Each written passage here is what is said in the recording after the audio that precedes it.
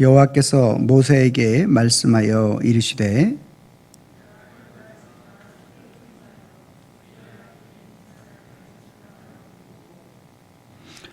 하나님의 영을 그에게 충만하게 하여 지혜와 총명과 지식과 여러 가지 재주로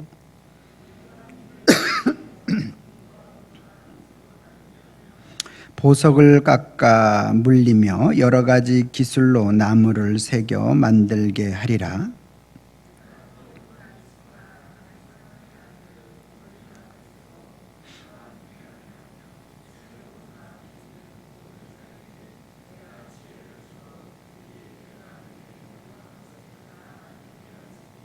곧 회막과 증거궤와 그 위에 속죄소와 회막의 모든 기구와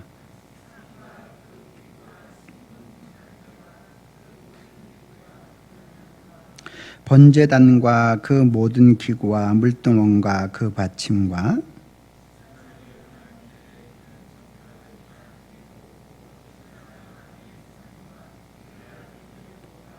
합독합니다. 관유와 성소의 향기로운 향이라. 물은 내가 내게 명령한 대로 그들이 만들지니라. 아멘. 거룩한 주일을 맞아서 주님의 전을 찾으신 여러분들을 환영하고 축복합니다. 주님의 은혜와 평강이 저와 여러분들과 함께 있기를 소망합니다. 할렐루야. 우리 한번 옆에 분들하고 인사합니다. 참 잘 오셨습니다. 만나서 반갑습니다. 이 시간으로 영상으로 또 예배하는 분들도 반갑습니다. 하나님께서 은혜를 함께 해주실 줄로 믿습니다. 우리가 코로나19를 겪으면서 참 우리 질병 앞에 인간의 연약함을 무수히 느끼면서 또한 그 코로나19를 걸린 모든 사람들을 치료하기 위해서 정말로 많은 사람들이 필요한 것을 볼 수가 있습니다. 그 사명의식을 가지고 맡은 바 그 일들을 잘 준행해 갈 때 코로나에 걸렸던 그런 많은 분들이 또 회복되는 것을 우리는 볼 수가 있습니다. 또한 우리가 지금 장마가 굉장히 길게 지속되어지고 여러분들이 매스컴을 통해서 다 보아서 알지만 섬진강 뚝이 무너져가지고 많은 그런 침수 피해를 받고 있습니다. 지금 이제 이름은 이쁜데 장미라는 태풍이 또 올라오고 있어요. 그래서 오늘 저녁 또 내일 모레까지가 또 고비라고 합니다. 그러한 또 이 장마를 복구하는 데 있어서 또 얼마나 많은 인원이 또 많은 일꾼이 필요할지에 대해서 우리는 생각을 해보게 됩니다. 오늘은 제가 하나님의 일꾼이라는 제목을 가지고 오늘 말씀을 통해서 함께 은혜를 나누려고 하는데요. 이 코로나19나 장마에 어떤 지나가고 난 이후에 많은 복구 인원이 필요한 것과 마찬가지로 교회 안에서도 하나님의 일꾼들이 많이 필요하다. 또 이 하나님의 일꾼이라고 말하는 것은 교회 안에서의 일꾼만을 말하는 게 아니라 가정에서 또 직장 또 내가 속해 있는 어느 곳에서든지 간에 다 하나님 나라의 일꾼이 필요하다 라는 사실에 대한 부분들을 우리는 오늘 말씀을 통해서 한번 우리가 전체적으로 생각해 보아야 합니다. 성경에서 말하는 일꾼이라고 말할 때는 멜라카, 대리자의 직분, 사역자, 디아코니스라는 말로서 시중 드는 사람, 또 선생 아니면 집사 아니면 사역자를 가리켜서 말하고 있는 거죠. 그러니까 오늘 저와 여러분들이 하나님 앞에서 이 땅에 예수 그리스도를 믿는 모든 사람들은 베드로가 고백하고 말하였던 것처럼 저와 여러분들이 잘 아는 것처럼 베드로전서 2장 9절 너희는 택하신 족속이요 왕 같은 제사장들이다. 아멘. 택하신 족속이요 왕 같은 제사장들이요 거룩한 나라요 그의 소유된 백성이다. 너희는 어두운 데서 불러내어 그의 귀한 빛에 들어가게 하신 이에 우리를 어두운 데서 불러내어 빛에 들어가게 하신 이 아름다운 덕을 선포하게 하는 자들이 누구라는 거예요? 택하신 족속이요 왕 같은 제사장들이다. 즉 오늘 구원받은 모든 사람들은 하나님 나라의 일꾼인 줄로 믿습니다. 그래서 오늘 저와 여러분들이 일꾼 되어서 일을 할 때는요, 어느 정도의 의욕이 중요하지만 더 중요한 것이 많이 있습니다. 경험도, 또 지혜도, 기술도 굉장히 중요한 것을 우리는 알 수가 있습니다. 같은 일을 한다 할지라도 어떤 그 일을 잘하는 전문가적인 지식을 가지고 있고, 또 그것에 달란트를 가지고 있는 사람들이 그 일을 잘하는 거죠. 예를 들어서 우리가 집을 질 때 어떤 설계가가 설계를 해야 되고, 또 목수가 목공일을 맡아서 해야 되고, 또 시멘트는 미장을 하는 사람들이 해야 하는 것이죠. 전기는 또 마찬가지로 전기공이, 인테리어는 인테리어 기술자가 해야 하는 것이 사실인 것입니다.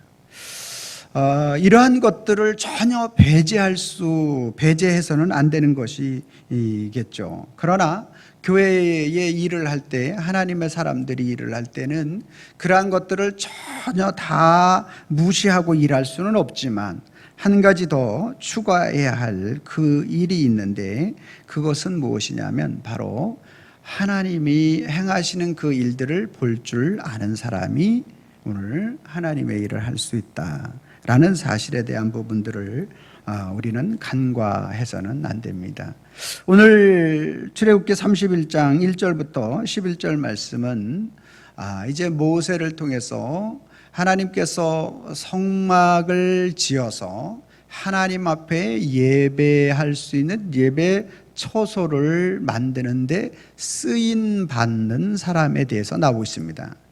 자, 그 성막을 짓는 총 책임자는 모세이고, 그리고 그 일에 있어서 설계를 맡아서 행하고 기둥을 세워갈 사람이 오홀리밥이라는 사람을 세워서 하나님께서 일하기를 원했고, 그리고 그 안에 세부적인 내용, 세부적으로 잘 이렇게 필요한 기구들을 만드는 그러한 사람으로서 부사례를 들어서 오늘 쓰고 있는 모습을 볼 수가 있게 됩니다. 그래서 부사렐과 오홀리압을 통해서 하나님께서 성막을 짓는 그 모습을 통해서 오늘 하나님 나라의 일꾼이 쓰임받고 있는 그 모습을 우리가 볼 수가 있는 거죠. 자, 그렇다면 오늘 저와 여러분들이 그러면 제가 오늘 성전을 새로 건축하려고 이 설교를 하느냐? 그런 것은 아닙니다. 자, 고린도전서 3장 16절 17절 말씀에 보니까 너희가 성전인 것과 6장 19절 말씀에 보니까 너희 몸이 성령의 전인 줄을 알지 못하느냐.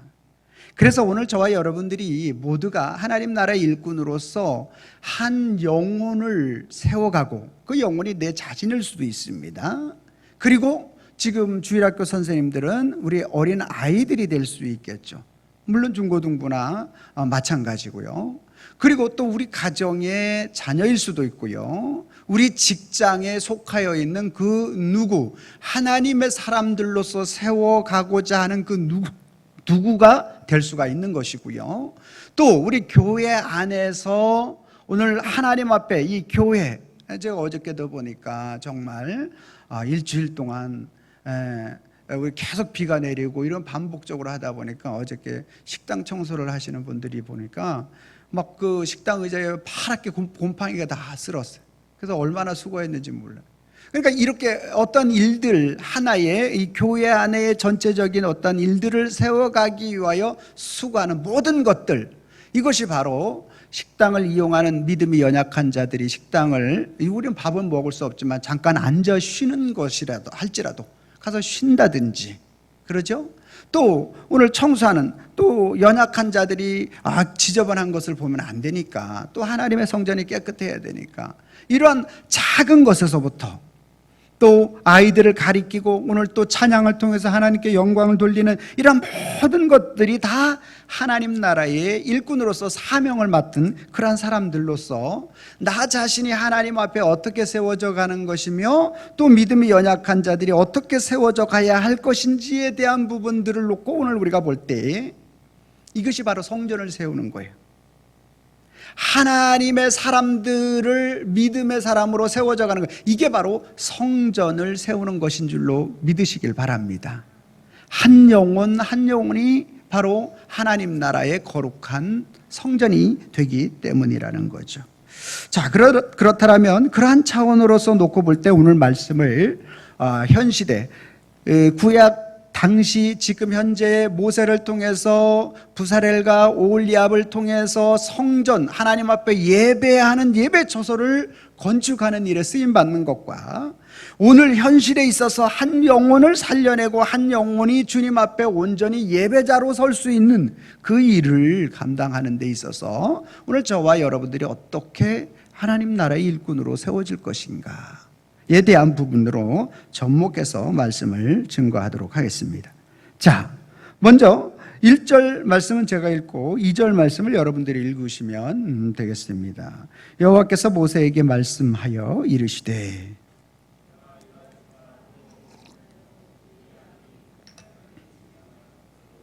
아멘. 자, 먼저 하나님 나라의 일꾼은 첫 번째 기억해야 될 것이 뭐가 제일 중요하면 2절 말씀의 첫 번째로 뭐라고 표현하고 있습니까? 내가. 이 내가가 중요합니다. 내가. 그런데 이 부사렐을 부를 때에 내가 이렇게 표현했는데 6절 말씀 보세요. 6절 말씀 또 뭐라고 표현합니까? 내가로 시작해요. 이 내가 누굴까요? 내가 누구예요? 모세입니까? 여호와 하나님이 누구를 부사렐을 지명하여 부른 줄로 믿습니다. 중요한 거예요.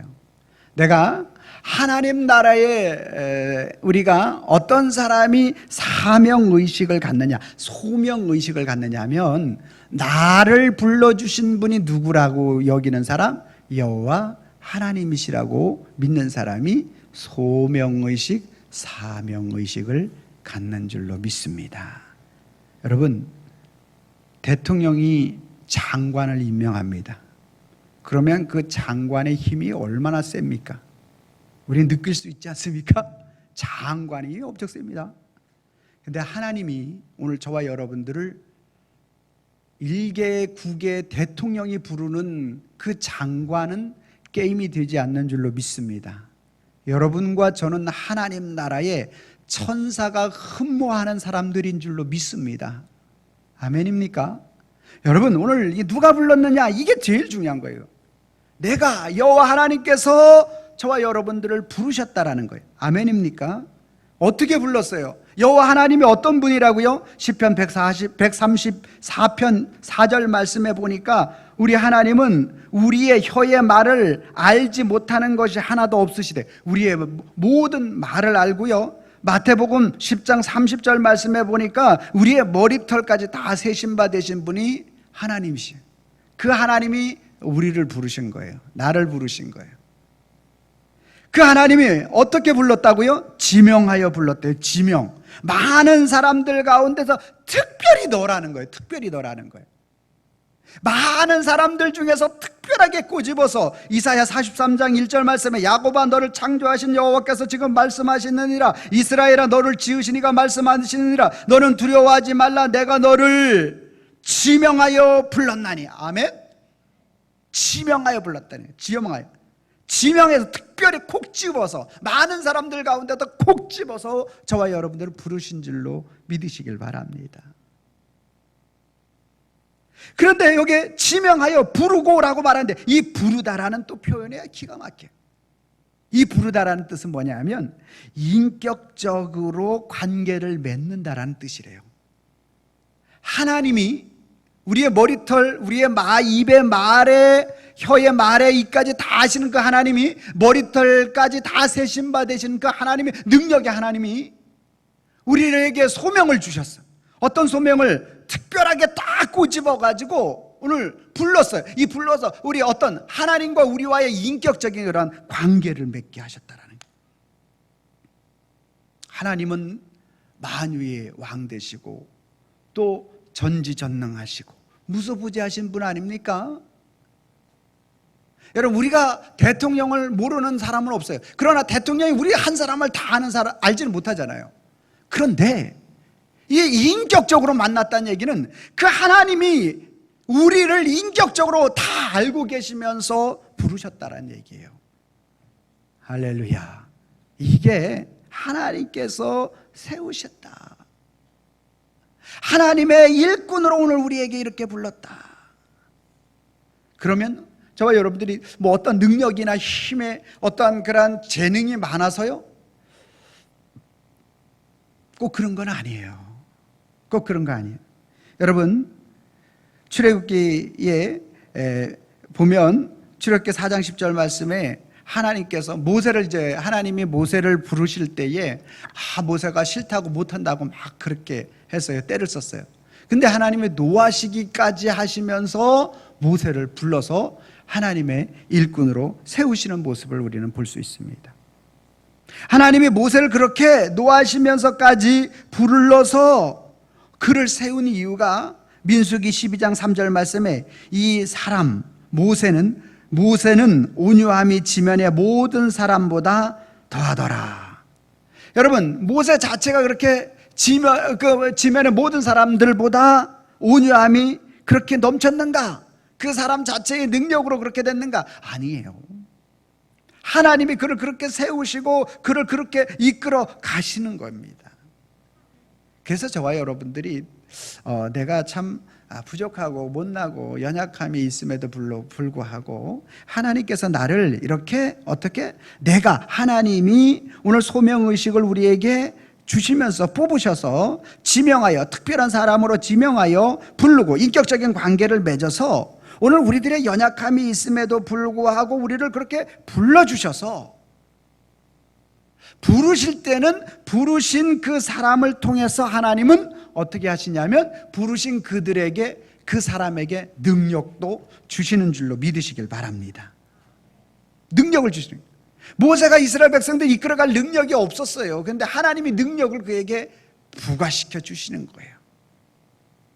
지팡이를 던지면 막 뱀이 되기도 하고 홍해 앞에 내밀면 홍해가 갈라지기도 하고 오늘 저와 여러분들이 하나님의 일꾼으로서 이 땅에 우리가 살아갈 때에 오늘 우리가 아무런 하나님 앞에 내세울 것이 없지만 하나님이 오늘 저와 여러분들을 특별하게 지명하여 불러서 콕 집어서 인격적인 관계를 맺어서 아무 능력이 없음에도 불구하고 우리를 사랑해서 오늘 저와 여러분들을 일꾼으로 세워주신 줄로 믿습니다. 요것을 깨닫는 사람이 사명의식이 있는 사람이에요. 소명의식이 있는 사람.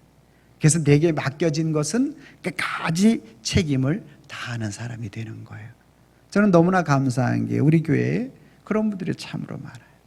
누가 알아주던 알아주지 않던 내게 맡겨진 그 일을 묵묵하게 끝까지 저는 반드시 하나님께서 상 주시리라 확신합니다. 할렐루야. 예. 여러분, 오늘 이게 바로 하나님 나라의 일꾼, 하나님을 세우신다라는 것이고요. 두 번째로 오늘 우리가 살펴볼 것은 무엇이냐면 오늘 2절 말씀 제가 읽고요. 여러분들은 6절 말씀을 좀 읽어주시면 좋겠습니다. 내가 유다 지파 훌의 손자요 우리의 아들인 부사레를 지명하여 부르고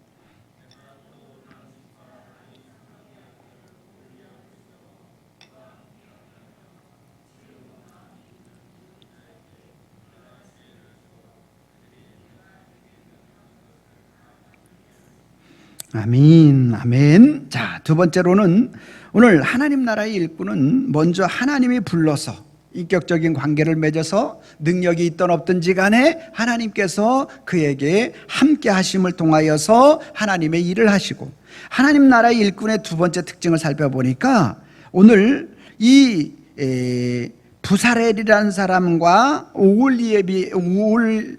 올리압이라는 이 사람 두 사람을 하나님께서 신실한 자로 만들어 세우셔서 일꾼으로 사용하시더라. 자, 그러면 이 부사렐이라는 사람은 어떤 사람인가? 오늘 우리가 살펴보면 이렇게 유다 지파 훌의 손자요라고 말하고 있어요. 유다 지파, 이 유다는 누구예요? 야곱의 아들 유다가 유다 지파가 됐죠. 그 유다의 6대 후손인 훌이라는 사람이 납니다. 이 훌이라는 사람은 출애굽기 17장에 가보면 모세가 여호수아가 아말렉과 싸우러 나가고 모세와 아론과 훌이 동산에 올라가서 손들어 기도했죠. 그때 기도할 때 모세의 손이 자꾸 내려오니까 이스라엘의 전세가 악화되고 모세의 두 손이 올라가니까 이스라엘이 전쟁에서 승리하는 그때에 한쪽 손을 바쳤던 사람이 누구예요? 훌이잖아요. 아론과 훌이잖아요. 그러니까 그 훌의 아들이 우리고 우리의 아들이 누구예요? 부사렐이라는 사람이라는 거예요. 즉 오늘 이 부사렐이라는 사람은 아주 믿음의 신앙이 돈독하고 그 믿음의 승계가 마치 바울이 믿음의 아들 디모데에게 디모데후서 1장 5절 말씀에 이는 내 속에 거짓이 없는 믿음이 있음을 내가 생각함이라. 이 믿음은 먼저 내 외조모 로이스와 내 어머니 유니게 속에 있더니 너 디모데 내 속에 있는 줄을 확신하노라. 이 믿음의 신앙의 계승, 승계, 이것에 대해서 바울이 디모데를 인정하고 그 믿음의 아들로서 그 디모데에게 충성스러운 일꾼으로서 사명을 감당하게 했고 믿을 수 있었던 것처럼 오늘 이 부사렐이라는 사람 또한 하나님 앞에 정교한 일들을 잘 감당, 은금을 가지고 오늘날로 말하면 뭐 이런 기구들도 만들고 잘해서 하나님의 이렇게 쓰임받게 하는 그러한 일들을 맡았던 그러한 사람의 모습의 대표로서 부사렐을 들고 있는 것을 볼 수 있습니다. 그러니까 오늘 저와 여러분들이 코로나19로 인해서 가정 예배를 드리고 믿음의 신앙에 계승하는 거 이거 굉장히 중요한 것입니다. 그래서 그 믿음을 우리 자녀들에게 물려주고 그 믿음이 계속적으로 하나님의 영광을 위하여 나타날 때 그 후손이 또 쓰임받는 모습을 볼 수 있습니다. 자, 그러면 부사렐이라는 사람은 이렇게 믿음의 승계를 가진 사람이구나 라는 것을 알 수가 있고요. 자, 그러면 6절 말씀해 보니까 단 지파 아히사막의 아들 오홀리압을 세워 이렇게 말씀하고, 그럼 오홀리압은 어떤 사람인가? 단 지파라고 말하고 있어요. 이 단 지파는 어떤 지파입니까? 라헬의 몸종인 빌하로부터 태어난 아들이 단과 납달리인데, 누이가 자녀를 낳으니까 굉장히 시기하는 마음. 그래서 라헬이 왜 하나님 당신은 왜 내게서 아들을 낳지 못하게 합니까? 그러니까 야곱이 막 화를 내잖아요. 내가 하나님이냐? 하나님을 대신해서 내가 어떻게 잉태할 수 있냐? 그러니까 그러면 안 되겠다고. 그러면 내 몸종을 통해서 아기를 낳으면 내가 그 아기를 내 자녀로 삼겠다고, 알겠다고. 그렇게 해가지고 얻은 아들이 단 아니겠습니까? 그러니까 시작부터 시기와 질투가 들어가 있어요.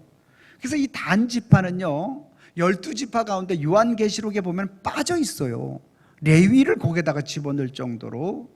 그러니까 믿음의 신앙의 계승자로서 어떤 그러한 선한 영향력은 1도 없는 그러한 지파로서의 모습을 볼 수가 있고요.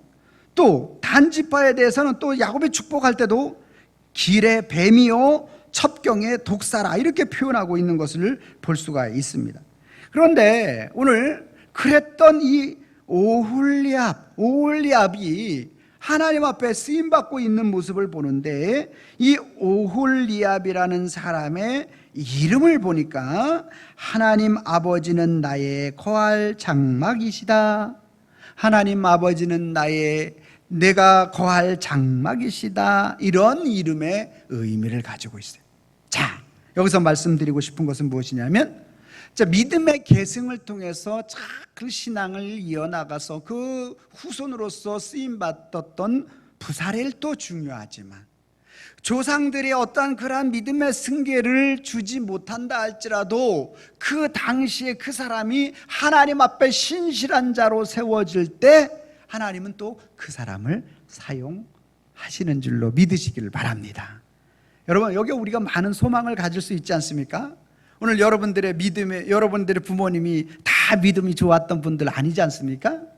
여러분들이 1세대가 신앙의 1세대도 있지 않습니까? 저도 마찬가지예요. 저도 부모님이 그렇게 잘 믿고 그래서가 아니라 누나가 처음 교회 다니고, 그리고 그러면서 제가 교회 나가고, 지금 어머님이 이제 신앙을 갖게 된 것 아니겠습니까?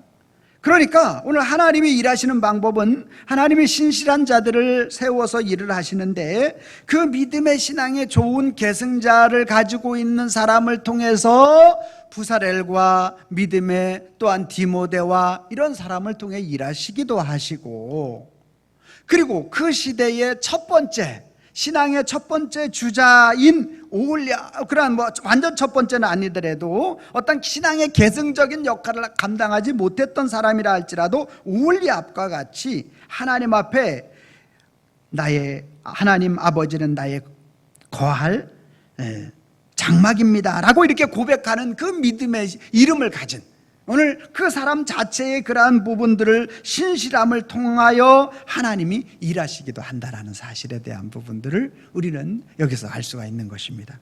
사랑하는 성도 여러분, 오늘 저와 여러분들이 하나님께서 오늘 저와 여러분들을 어떤 믿음의 일꾼으로서 선한 영향력을 미칠 수 있는 그러한 모든 조건이 저와 여러분들에게 주어지지 않은 분들도 있을 겁니다.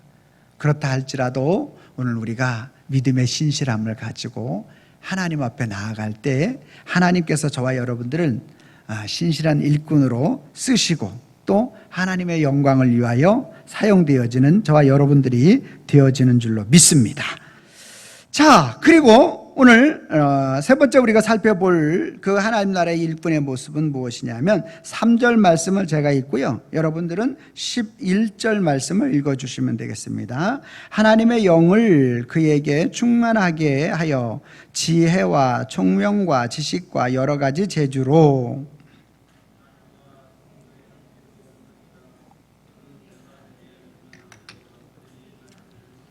아멘. 자, 이제 성막을 짓는 일에 있어서 총책임자인 모세를 통해서 하나님께서 일하시는데, 자, 내가 누구를 세우는지 아느냐? 바로 하나님께서 오늘 누구를 세운다라는 거예요. 지명하여서 부사렐과 오홀리압을. 그래서 하나님이 세우는 거다. 여러분들에게 어떤 교사의 직분, 성가대의 직분, 아니면 안내자의 직분, 어떤 것들을 준다 할지라도 목회자가 주는 것처럼 여러분들이 여겨지지 마시고 하나님이 내게 주셨다, 이 소명의식을 가질 때 그 일을 잘 감당하게 되는 것이고, 그 한 사람 한 사람의 어떠한 신실한 모습을 통해서 하나님은 그 믿음의 계승자든지 아니면 오늘 그러한 믿음의 계승이 없다 할지라도 내 자신이 하나님 앞에 서려고 하는 그 중심이 있다든지, 이러면 하나님께서 신실하게 쓰고 사용하는 모습을 볼 수가 있고요. 또 하나님 나라의 또한 일꾼의 특징 가운데서 한 가지가 무엇이냐면 3절 말씀 보니까 하나님의 영을 그에게 충만하게 하여, 하나님의 영, 성령을 그에게 충만하게 하여, 성령 충만한 자를 하나님은 하나님 나라의 일꾼으로 사용하신다. 성령 충만한 자, 할렐루야. 하나님의 영을 충만하게 한다. 여러분, 성령 충만하시나요? 네? 자신이 없어요. 아멘 하셔야죠. 아멘 하시기 바랍니다. 성령 충만하십니까? 어떻게 아멘이 가능하냐면, 성령 충만하면 내가 기도를 1시간씩 2시간씩 하고 말씀을 3-4시간씩 읽고 전도를 나가서 막 하루에 매일 1-2시간씩 하고, 이 사람이 성령 충만한 사람인가? 예, 그 사람도 성령 충만하다. 그렇지 않으면 이렇게 할 수가 없어요. 그러나 성령 충만함에 대해서 제가 고민하고 하나님 앞에 기도했어요. 근데 어떤 말씀이 떠올렸냐면 요한복음 15장 5절 말씀이 떠올랐어요. 나는 포도나무요 너희는 가지라. 그가 내 안에 내가 그 안에 거하면 사람이 열매를 많이 맺나니 나를 떠나서는 너희가 아무것도 할 수 없음이라.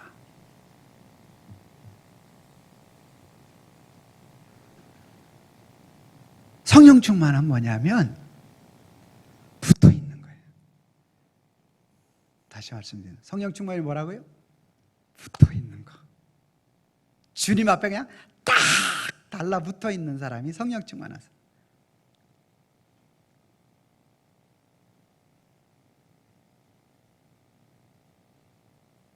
여러분, 살다 보면 좌절할 때가 있어요, 없어요? 야, 이럴 수가 있을까? 살다 보면 정말 힘들 때가 있어요, 없어요? 어깨가 축 처질 때가 있어요, 없어요? 서 있을 다리에 힘조차 없어서 부들부들 떨릴 때가 있어요, 없어요? 있어요. 있더라고요. 있어요. 그때 주님 품에 안기는 것, 그게 성령 충만이에요. 아버지 아시지요? 주님 내 마음 다 아시죠? 주님 내 상황 다 아시죠? 내 잘못일 수도 있고, 어떤 우리 이 장마로 인해서 섬진강처럼 뚝이 무너져서 집이 3년 전에 귀농하러 들어갔던 분이 부부가 그 애기하고 흙더미 때문에 몰살당했잖아요. 그 부모들은 어떨까요? 마음이 찢어지지 않겠습니까? 여러분, 어떠한 상황과 어떠한 환경과 어떠한 것이 다 우리에게 매일매일 우리에게 다가온다 할지라도 주님, 내가 그 안에, 주님 안에 푹 잠비는 것, 나의 아픔을 아시고 나의 지금 걸어가야 갈 길이 보이지 않는 가운데 있는 이 상황도 아시고, 자녀들을 생각할 때 참 마음이 먹먹할 때 그것도 아시고, 아니 또 반대의 경우 잘 되고 뭐 잘 나갈 수도 있어요. 너무너무 또 이렇게 좋은 환경 속에. 그러나 이 모든 것도 하나님의 은혜입니다. 여러분, 그렇게 고백하고 그렇게 하나님 앞에 세워지는 것, 이것이 정말 주님 품에 안기고 주님 품에 거하는 거예요. 찬송가 401장에는 그렇게 표현하더라고요. 주의 곁에 있을 때 마음이 든든하오니 내가 살 동안 주여 인도하소서. 근데 찬송가 401장을 어느 말씀을 통해서 지었는가 보니까 시편 16편 말씀을 통해서 찬송가 401장을 지었더라. 시편 16편에 다윗의 고백이, 하나님이여 나를 지켜주옵소서. 내가 주께 피하나이다. 내가 여호와께 아뢰되 주는 나의 하나님이시오. 주밖에 나의 복이 없다 하였나이다. 땅에 있는 성도들은 존귀한 자들이니 나의 모든 즐거움이 그들에게 있도다. 6절 말씀에 보니까 여호와는 나의 산업과 나의 잔의 소득이시니 나의 분깃을 지키시나이다. 9절 말씀에 보니까 그러므로 나의 마음이 기쁘고 나의 영도 즐거워하며 내 육체도 안전히 살리이다. 주의 곁에 있을 때 마음이 든든하오니, 다른 어떤 것이 아니라 내가 주님을 생각하니까 주님이 나를 지켜주시고 주님이 나와 함께 하시니까 염려, 걱정, 근심할 게 너무너무 많지만, 너무너무나 우리의 삶의 현실 속에 어려움들이 많이 있지만, 고민하는 것들이 너무너무나 많이 있지만, 그럼에도 불구하고 주의 곁에 있을 때 주님의 품에 안기니까 나는 포도나무여 너희는 가지라. 그가 내 안에 내가 그 안에 거하면, 주님의 품 안에 거하는 그 가지가 붙어 있으면 사람이 열매를 많이 맺나니, 주의 일꾼의 열매를 많이 가만히 맺을 수 있는 첫 번째 근거는 주의 곁에 있을 때, 주님 품에 안겨 있을 때, 어떠한 상황 속에서도 주님만을 의지할 때, 조금 심하게 말해서 죄를 짓는 가운데도 주님 부를 수 있는 그러한 사람. 그래서요, 예수님 믿으면서도 좀 여러분 마음속에 자유함을 좀 가졌으면 좋겠어요. 저는 나름대로 성도들에게 너무 자유를 주는 나쁜 목사 아닌가 이런 생각할 때가 있어요. 좀 호되게 좀 이끌어야 되는데 막 혼내키기도 하고 막 그렇게 해야 되는데 좀 그런가, 그럴 때도 있는데, 내가 하나님 앞에 이런 은혜를 받고 있다 보니까 하나님이 나를 이렇게 사랑하시고 나를 이렇게 품어주시는데 그 하나님의 은혜가 함께 공유할 수 있었으면 좋겠다 하는 마음을 가지고, 제가 세게 좀 말하고 싶을 때도 그렇게 세게 말하지 못하는 연약함이 있습니다. 뭐 잘하는 건 아닐 건데 아무튼지 간에 하나님 앞에 기도하면서 하고 있습니다. 여러분, 성령 충만, 주님 품에 안기십시오. 어떠한 상황 속에서도 주님 품에 안기시는 거예요. 또 한 가지는 11절 말씀해 보니까 관유와 성소의 향기로운 향이라 물은 내가 내게 명령한 대로 그들이 만들지니라. 성령 충만한 것, 성령 충만한 자를 일꾼으로 세우는데 주님 품에 안겨서 오늘 주님의 그 품 안에 안기고 붙어 있는 것, 그것이 오늘 우리의 지혜이고 청명과 지식과 재주를 하나님께서 오늘 우리와 함께 하시는 것인데, 성령 충만한 사람은 반드시 어떻게 나타나는가? 내게 명한 대로 그들이 만들지니라. 즉 하나님의 말씀의 명령대로 오늘 행하는 사람이 성령 충만한 사람. 그러니까 오늘 저와 여러분들이 이 말씀을 읽으면서 말씀의 뜻을 정확하게 깨닫지 못하니까 설교를 하는 거고, 설교를 통해서 오늘 여러분들이 깨닫게 했으면 깨달은 그 말씀을 가지고 하나님 앞에 능력 있게 살아가야 되는데 그 말씀대로 순종하는 거죠. 근데 순종을 다 할 수 있는 힘이 없잖아요, 우리가. 그래서 오늘 저와 여러분들은 뭐가 필요한 거예요? 하나님 앞에 기도가 필요한 거예요. 성령 하나님, 나에게 순종할 수 있는 힘과 능력을 더해 주시옵소서. 자동차 세단이 아무리 비싸고 좋은 차라 할지라도요, 거기에 휘발유 빼니까 한 발자국도 못 움직이죠. 오늘 저와 여러분들이 마찬가지예요. 하나님, 성령 하나님, 오늘 말씀대로 살아낼 능력과 힘이 우리에게는 없습니다. 예수님 앞에 배웠던 베드로도 예수님이 십자가 지러 가는데 어린 루데라는 여자아이 앞에서 나는 모른다고 3번씩이나 입에 거품을 물면서 부인하더라고요. 그랬던 베드로가 마가다락방에 성령의 충만함을 입고 나니까 여러 부형들이요, 형제들이요, 예수님이 우리를 위하여 십자가에 못 박히셨고 장사한 지 사흘 만에 부활하셨고 부활하신 그분이 다시 온다고 약속하셨습니다. 어떠한 일이 있다 할지라도 이 진리만큼 변할 수 없습니다. 강력하게 증거하는 자가 된 줄로 믿습니다. 여러분, 오늘 우리가 하나님의 사람으로 일꾼으로서 살아갈 능력이 우리 속에는 없어요. 성령 하나님의 능력을 힘입을 때 가능한 줄로 믿습니다. 그래서 무릎 꿇어 기도하는 거예요. 하나님, 그 능력을 우리에게 허락하여 주옵소서. 성령 하나님의 놀라우신 그 권능의 역사가 우리에게 있게 하여 주시옵소서.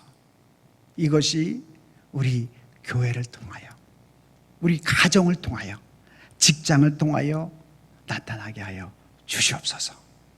그때 오늘 하나님 나라의 일꾼으로서의 역할을 가정과 직장과 교회와 내가 속하여 있는 모든 그러한 공동체 속에 나타나서 그 일들을 통해서 하나님 나라를 세워가는 줄로 믿습니다.